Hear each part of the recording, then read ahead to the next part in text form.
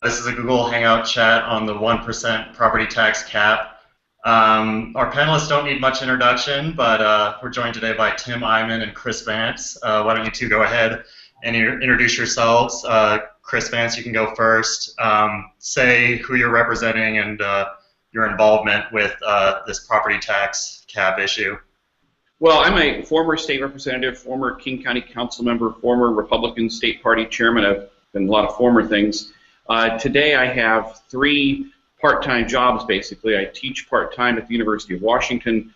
I am the part-time senior advisor at the Office of the Superintendent of Public Instruction, and I have 4 consulting clients.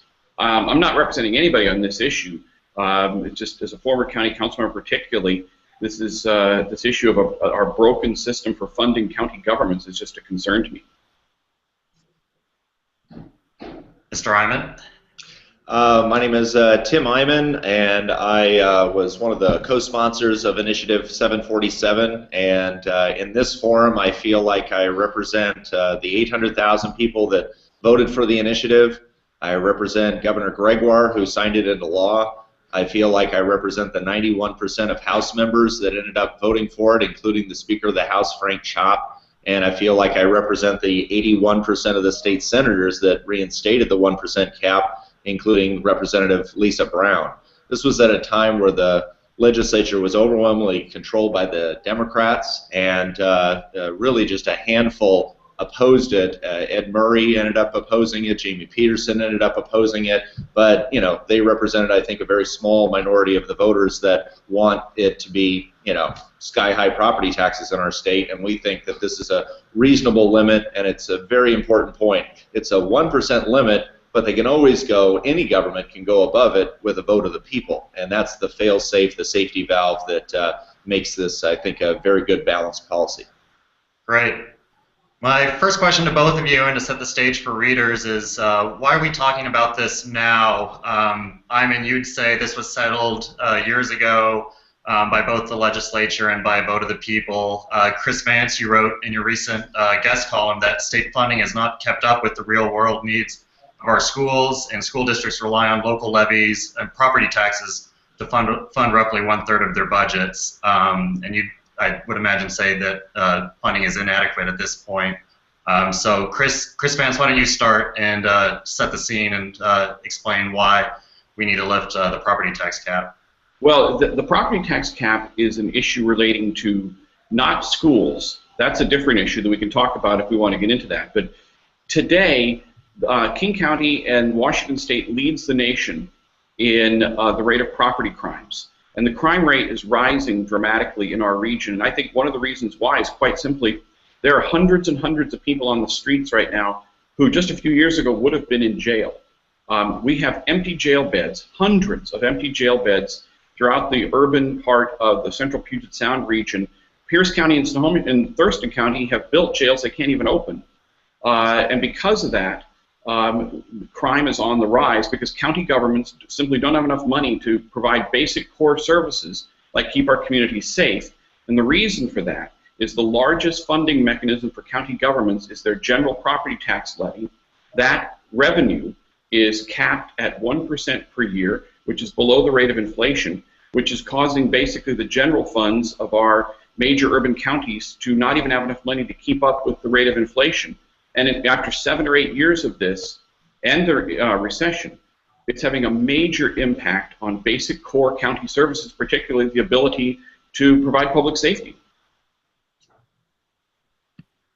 Eyman, would you like to set the stage and your position on what the political climate is like now? Is it the same as it was in 2007 and prior to that when the 1% cap was put in place? Would voters go for this? Well, I think it's really important for people to remember that every argument that's being made against the 1% now was made in the original campaign in 2001. I traveled the state. I had then a King County Council member, Rob McKenna, was my partner in crime. We went around and debated this issue, and he made it very clear 1% should be enough, but if we need more, we can always go to the voters and ask for more. I think people need to realize that, you know, if you think the government got hurt by the recession, imagine if you're an average taxpayer out there. I mean, you're looking at this 1% limit and saying, oh my gosh, if this is with a 1% limit, what would it have been like the last couple of years if not for this 1% limit? There is just so many people that are really, truly struggling right now with the property taxes they're currently paying with this limit. I think a lot of people would actually like to roll back property taxes, think that they're too high because of the go-go 90s when they used to be able to all be able to radically increase property taxes, and they increased exponentially. But what we decided to do is take kind of a middle ground. We're not going to reduce them, but we are going to put a tight limit on it, but we're going to allow a safety valve that says if you want more, the government can go to the voters and ask for more. And just to cut this one in there, they shouldn't put essential services on the ballot. What they should be funding is existing services, the core services with existing revenue, and if they have, you know, extra stuff, then put those things on the ballot. Don't put the essentials on the ballot. Chris Vance, you just mentioned that the property tax cap pretty much limits revenue streams to less than that of less than inflation. Eyman wrote in his column, though, that due to things like property valuation increases and new construction property tax dollars, that we are actually reaching a point that is adequate and above inflation. Do you want to talk about that and how the property tax cap lifting that would address it or provide new revenue stream? Yeah, it's important to understand that, first of all, the 1% cap does very little harm to state government. It does very little harm to city governments. But it is a gut shot to county governments because county governments are so dependent upon the property tax. County governments get very little sales tax revenue from outside the cities. They don't have the ability to have other taxes as cities do, so they're heavily dependent upon the property tax. So yes, other sources of revenue are rising a little faster than the rate of inflation, but when you look at the revenue growth overall for instance, the King County's general fund, it's running at between 2 and 3% per year. That is well below the rate of inflation plus population, which means the county can't even keep up with providing its core level of services. And two main points here. What I support is going back to Referendum 47, which was approved by the voters in 1997, which caps the revenue growth at the rate of inflation. That is something that Rob McKenna and I supported. I think that's the proper middle ground as opposed to the 6% cap which existed before that. The 1% cap is just arbitrary. It makes no sense. It's below the rate of inflation. And the second thing is when Tim says other services, when you're talking about county government, there are no other services. Pretty much 85% of the workers who work for King County's general fund carry a badge or a gun, or they're a prosecutor, or they're a judge. All county government does through its general fund is law enforcement and criminal justice. There is nothing else to cut anymore because that's all that's being funded now with the King County's general fund. Over 70% of the general fund goes to law and justice. Eyman, do you want to counter? The good old days of Referendum 47. One of the reasons Rob McKenna was so strong in favor of the 1% limit is because of the massive abuse that ended up happening during the time that Referendum 47 was in effect. What that law ended up saying is, well, we're going to put a limit, but if a local government says there's an emergency, then we can go ahead and exceed the cap, and they can go up to the same 6% that they'd always done previously. Extraordinary need, emergency, I forgot whatever their substantial need, I think was the exact language of the statute. And what a shock. Every government could always find a way to be able to say there was a substantial need because the term wasn't even defined. So there was so much abuse, so much of the same 6%, and it's important for people to understand it's 6% for the state, 6% for the counties, 6% for the cities, 6% for the courts, 6% for fire districts, 6% for library districts. All those 6% compounded and caused property taxes to absolutely skyrocket. And we were under tremendous pressure to say we need to reduce taxes and put a tight limit on it. We rejected the idea of reducing the property tax. We knew that would be disruptive to government, but we thought it was totally reasonable, as did Rob McKenna, to say let's put a limit on the growth, but if they want more than that, they can go to the voters and ask for more. And you see time and again that's exactly what governments are doing. And the fact is, these excess levies, the ones where they ask for more money, 70% of the time the voters say yes. Now 30% of the time they say no, and that means that government didn't make the case that a higher property tax was necessary. It gives the voters much more control over the situation. I think trusting our local governments again, I just think is doomed to fail because they always have an incentive to just take more money. I just had a question come in from a reader. This one's directed to Chris Vance. Please address what I think is the most common complaint from property owners. Quote, my property taxes just went up 4% or 9% or 16% this year. Where's the 1% limit? Right. That's a common misconception. Property taxes are complicated. And your property taxes go to several different governments, as Tim just laid out. The cap, which used to be 6%, then was the rate of inflation, and is now 1%, applies to the total amount of general fund levy money that any government can collect. So therefore, King County government's property taxes can only, the total amount of revenue they collect can only go up by 1% per year. Your individual homeowner's taxes may be higher or lower than that based upon the assessed value of your home and other voter-approved levies in your neighborhood.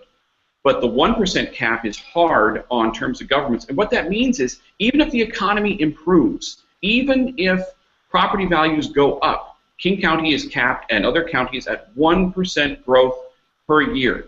You can't run a government that way. We see the results of that now with the county now putting a hard cap on their jail population of 1,800 per year, and crime going through the roof because we can't provide enough police, prosecutors, and jails. And once again, every argument that Chris is making was made in 2001, and the voters listened to people like Chris with these arguments, and they said no. They overwhelmingly voted for the initiative, and we won by just a huge 16-point margin. Then during the legislative session in 2007, when the legislature reinstated it, we had Governor Gregoire, Frank Chop. I quote from Gregoire, I think the voters said very clearly what they wanted. My motivation is what the voters had to say. And the voters said they're fearful about whether they're not going to be able to keep their homes. Come with me to town hall meetings across the state. You can feel the nervousness of people because of the escalating costs of their homes, yet their income doesn't change at all, that they are literally going to be run out of their homes, which is to them the American dream. Every argument that he has been made during that legislative session. Nothing's changed. The only difference is there's a whole lot of voters out there that are saying, if this is what it's like with a 1% limit, imagine what would happen if we didn't have that. We would have even higher property taxes going up in our state. And you guys undersold it on what property taxes. Governments get property tax revenue from the 1%. They get it from new construction. They get it from improvements, from annexations, from bank capacity, from real estate excise taxes, from valuation jumps, and voter-approved levies. But they also don't just get revenue from property taxes, they also get it from other revenue sources as well. You have to look at the entire portfolio that they end up having. And this one limit that the voters voted for, that the legislature reinstated, that Governor Gregoire signed off on, this is something that I think the voters want to keep, and I think that they are not enthusiastic about going back to the good old days where we could go ahead and just trust government that they're not going to jack up property taxes the full 6% the way they always did previously. What would you do with the 1%? When you look at the total... Oh, go ahead, Chris. When you look at that total portfolio that Tim just laid out, he's right about that. It's still less than the rate of... It's growing at less than the rate of inflation plus population. And he's right. People made these arguments in 2001. But now the difference is we have several years of living under this 1% cap. It does not work. You have King, Pierce, Snohomish, Thurston counties cutting law enforcement, laying off police, laying off prosecutors, emptying their jails. And I know, the idea of paying a little more in taxes isn't popular, but we live in an era when politicians don't have the guts to look voters in the eye and tell them the truth. And the truth is you have to pay for government. And when you're talking about county government, you're talking about mindless bureaucrats. King County doesn't have a Department of Health and Human Services. You're talking about police and prosecutors and corrections officers and judges. And the 1% cap doesn't work. It's not giving counties enough money we know now after several years, to operate their basic core services, and we're paying for it. Why do you think people feel less safe on the streets of Seattle? It's because they've capped the jail population at 1,800, and there's several hundred people out there who shouldn't be out there. Again, people need, this generation of politicians needs to have the courage to stand up and say, some things just don't work, and this isn't working. And I would argue that I think voters are a little frustrated that when people argue it's gutsy when elected officials do exactly the opposite of what the voters said that they wanted. That it's not courageous to disregard what the voters ended up saying. It's not courageous to disregard what 91% of House members and 81% of senators and Governor Gregoire reinstated into law. I think Frank Chopp said it well during the legislative session. He said, I think generally there are people out there in the public who would like us to essentially be able to approve additional property tax increases when it's for targeted things. I mean, if you look at the history around our state, there's been numerous proposals by local governments to raise taxes, which has passed the voters. It's not a question of whether or not taxes are going to go up or not. It's whether or not the voters are going to have a greater voice in the decision. Because what they saw in the 90s and in the early 2000s, you saw governments always taking as much as they possibly can with no limit whatsoever, no restraint, nothing holding them back in any way, shape, or form. And what you see now, and one thing I would agree with Chris on, is when he said it's not working. I hear that from our supporters all the time and from voters all the time. If this is what it's like with a 1% cap, this 1% cap isn't working. They want actual reductions in property taxes. And if Chris gets his way and he ends up making the argument that the legislature should take the 1% cap and property taxes start skyrocketing again, they are not just going to be facing a 1% limit. They're going to be facing the desire of the voters to do something that's even more bold, which is to reduce property taxes and put the limit right back in again. They should really be thankful that this 1% is in place, because there's a whole lot of voters out there that say the 1% didn't go far enough. And I think they outnumber the same people that Chris represents. Tim Eyman, what would be your next step if the 1% cap is lifted? At the end of your guest column, you mentioned something similar to Proposition 13 in California. I got a letter from a reader today saying, if you want to take a look at the long-term picture, look at California. I've seen what happened to California since Proposition 13 in 1979, and it's been very ugly for not just homeowners at the time. Would you consider something similar like that in Washington State, or what would be other ways to ensure? It wouldn't even need to be us. We certainly do a lot of initiatives, but I mean, there would be so much widespread support for something like this. I really think you'd probably end up with a different governor as a result of it, and maybe that would be a good thing, but given the current governor we have. But I really think that you just can't ignore the reality that there are a whole lot of people out there that, hear government complaining, oh my gosh, we're just not taking in enough money. But how many people are just truly struggling because of the recession? That for them, the property tax is such a huge portion of their family budget that the idea of listening to governments saying, oh my gosh, we only ended up getting a 5% increase last year, when people are dealing with their incomes actually going down 10 or 20 or 30%. People that used to have full-time jobs now have half-time jobs, just struggling to be able to hang on to their homes. And you hear governments saying, oh my gosh, the 1% isn't working, we need to be able to automatically take higher property taxes. And we're not going to have to ask the voters' permission for those increases. We can just take as much as we want. That's the way it's going to be, because the good old days of the 90s were so much better, where the voters didn't have any voice at all. I just think it's delusional for the other side to say, oh, well, let's get rid of the 1% cap and then everything's going to be wonderful. All you're going to do is just create a groundswell of support for an initiative that's even bolder than this one. Chris, Vance, can we talk about education for a little bit? We mentioned it at the very beginning, but the property tax cap, I mean, as you mentioned in your column, is part of McCleary, that it could possibly get us closer to full funding, but it actually sounds that potentially a levy swap would be the more reasonable way to get closer funding for school districts and schools. Can you explain that, the levy swap to readers, and how that fits into the property tax cap and the overall property tax structure? Nicolai, I'd love to transition to that, but first I have to respond to some of the things Tim said. Okay. First of all, it's not factual to say government ever had the ability to ask for whatever they wanted in terms of a property tax cap. The cap was at 6%, said in 1973. Then it became the rate of inflation. Then it became 1%. The debate here is not should there be a cap, it's where should it be. It's an example of the kind of thing Tim does that's misleading to inflame people. The second thing is when he talks about government, evil, faceless government. Well, let's talk about county government, okay? King County's general fund went down for 2 years during the recession. The county wasn't growing by 5%. It wasn't growing at all. They had less revenue than they had the year before and the year before that because the 1% cap is such a hit to county governments.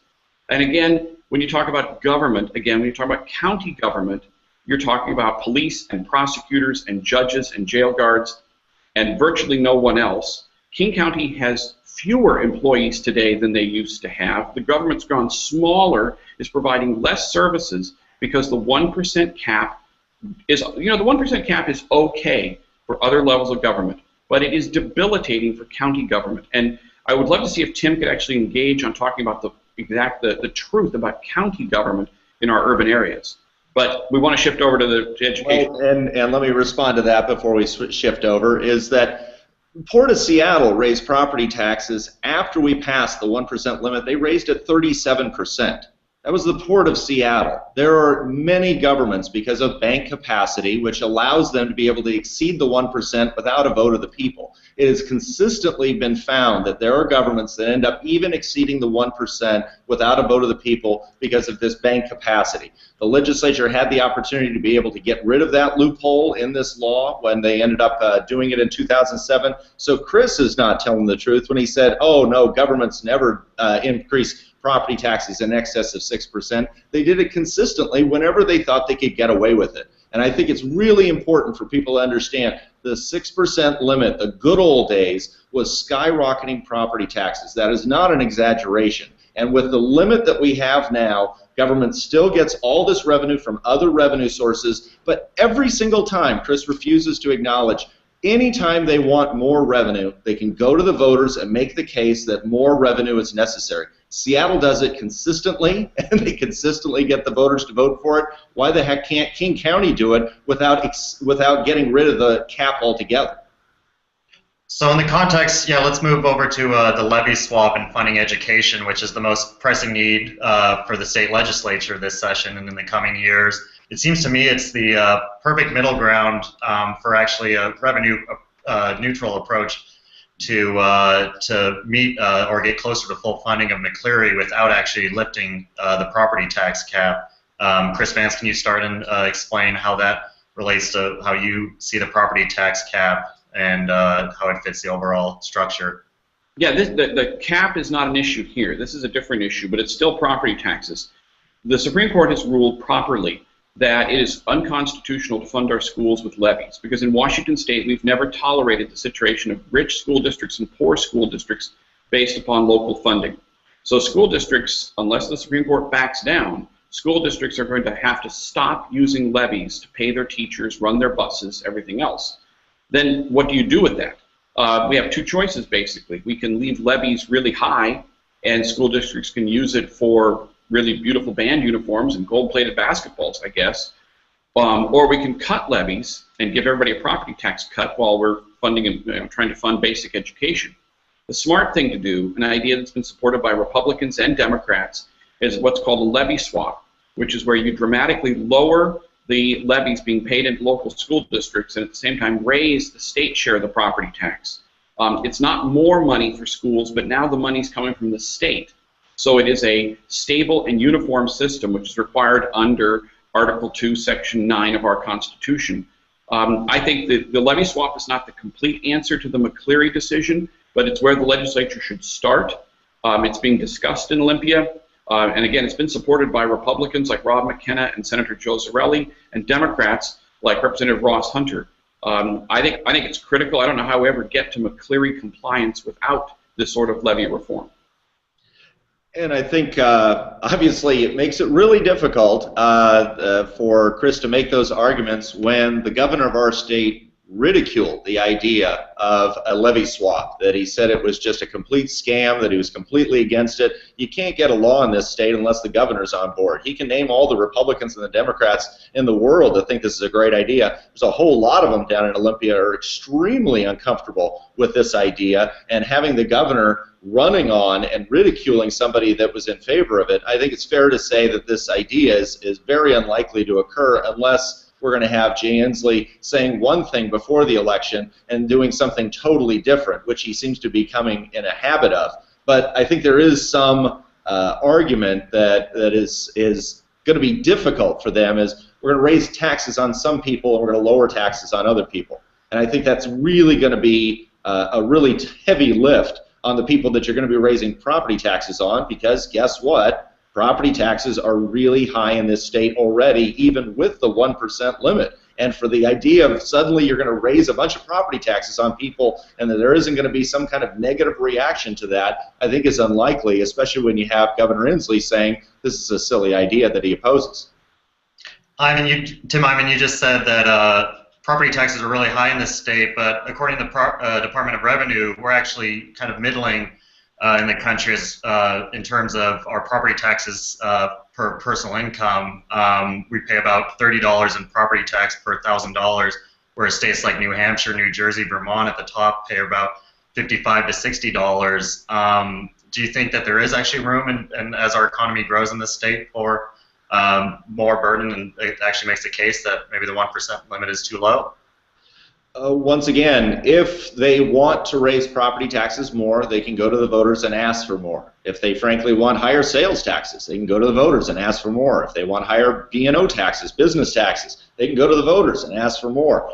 Everything we're debating right now is, should they be able to do it without the voters having any voice in the decision? And I think that that's really, and when I say property taxes are really high, talk to any taxpayer, they're going to say it's really high. I don't think they really care where they fall compared to other states. What they care about is they're looking at their property tax bill. It's really high, and frankly, sometimes the reason it's really high is because you may live in an area of the state like Seattle where voters vote for a lot of property tax increases. So sometimes it's the voters themselves that are causing it, but property taxes are really high, and it does look like Seattle is very likely about to raise them a whole lot more.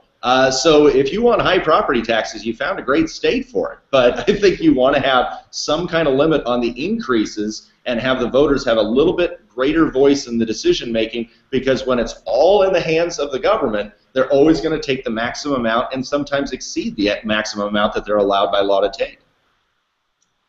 Chris Vance, going back to one point, and we've been talking about it throughout the whole, just trying to understand the environment and the climate in Olympia at the moment. But do you want to address what Tim Eyman just was talking about with Inslee's role in the McCleary and the property tax, and what is the likelihood, I mean, that this could go through? Is it less toxic than, say, capital gains tax or anything else that might be being floated for revenue options in Olympia? Well, that's a very good point. I mean, the state of Washington is going to have to spend billions more on public education than it's spending now, because the Supreme Court is ordering them to do so. There's no question about that. The question is, do you use the existing money that people are paying in terms of their levies to mitigate the impact of that, or do you just try and get a huge tax increase through the legislature, such as the capital gains tax or an income tax or a giant sales tax increase? I think that is far less likely than some sort of levy swap idea. I mean, to boil this down, if we don't do some form of the levy swap, then the legislature will have to pass a tax increase that is so enormous even Democrats won't vote for it. And Tim's right, the governor opposed this during his campaign. I hope he changes his mind, because it has to happen. I mean, this is so logical and so obvious, it has to happen. The only other way we get out of this is if the Supreme Court backs down, and a lot of people are saying that.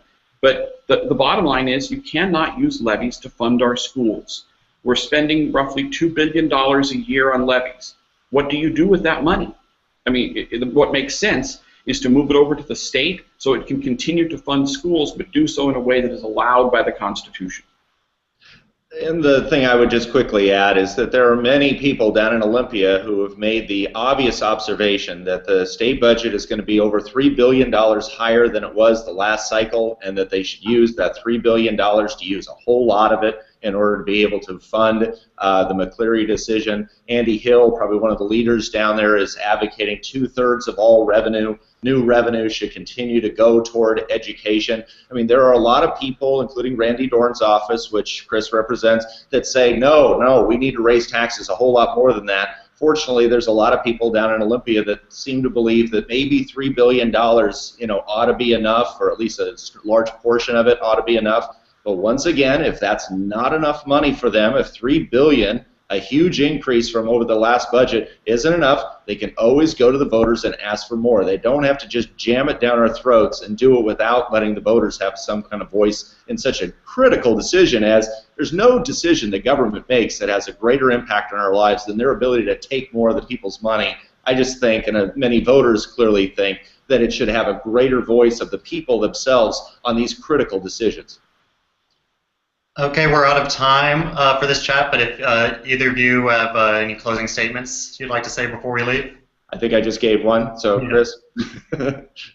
Well, the key thing here is nobody wants to have their taxes raised, but because some government services need to be funded. And when I think of government, I don't always just think of mindless bureaucrats sitting at their desk. I think of the military and our aircraft carriers and police on the streets and jails. And today, the current tax structure we have demonstrably doesn't work. Crime is up and jails are empty. And the reason for that is county governments just don't have enough money to fund those things. And Tim says, go ask the voters. Well, I believe in a representative democracy where we elect people to go to Olympia or go to Washington, D.C., write budgets and make decisions. And it is just unrealistic and bizarre, frankly, to say that every year we're going to put the King County operating budget up for a vote of the people. That just does not make sense. So the 1% cap doesn't work. We need to go back to the inflationary cap. It would be a minor tax increase on citizens, but it would help keep our communities safe. And I have to respond to that, is that he's saying it's just completely goofy what Frank Chopp believed was the case, that Lisa Brown thought was the case, that Governor Gregoire thought was the case. Every argument that he's just got through making about aircraft carriers being funded by our government unless we get rid of this higher cap, I just think is delusional. But that's the argument that they made in 2001 with the voters. It's the argument that they made in the 2007 legislative session, and only 9% of House members believe that, and only 19% of senators bought that argument, that most of the legislators believed that the voters knew exactly what they were doing when they voted for the 1%, and every single legislator that gave floor speeches highlighted the fact that if governments need more than this limit, they can always ask the voters' permission at the ballot box. That is the safety valve that is built into the initiative, and that is timeless. There's no reason why it's worked for the last 13 years. There's no reason it can't work for the next 30. All right. Thanks, everyone, for joining us. Replay of this chat will be available at seattleTimes.com/opinion. I've also gotten a lot of good reader responses to this topic that I'll publish in print and online in the next couple days. And, yeah, thanks both for joining us, Tim Eyman and Chris Vance. Thanks, Chris. You bet.